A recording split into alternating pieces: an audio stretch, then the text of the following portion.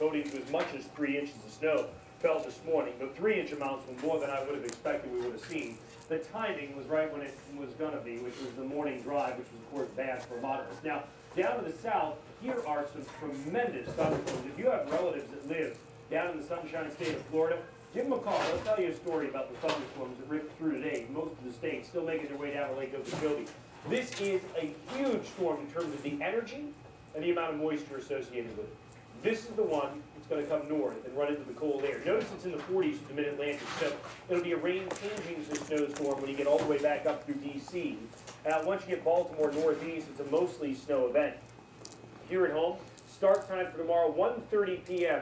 at the I-95 corridor of Southern Connecticut is my best estimate. About 4 p.m. when you get to the Mass Pike, and about 5 p.m. up to Route 2, and that's when this map takes up is 5 p.m. So that's why I say that especially along and south of the Pike, there's a good chance that tomorrow evening's not very fun.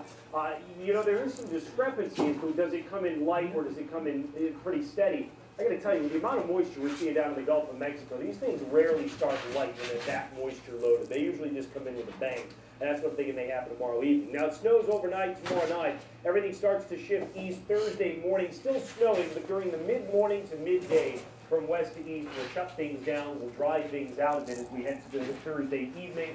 Thursday night looks quiet, so we'll all be able to clean up anyway late Thursday, and then some more snow showers during here.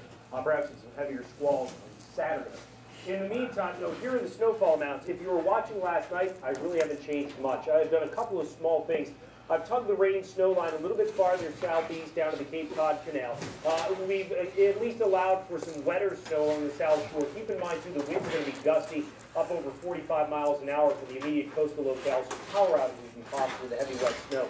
We kept things at a foot, Boston area, all the way up to southern New Hampshire, back down to Providence, and back in through Hartford, down to New York City practically, and then lesser amounts as far the north and west as you go. Of course, when we do these exact amounts, nature just simply doesn't work this way. Give me an inch or two of margin of error.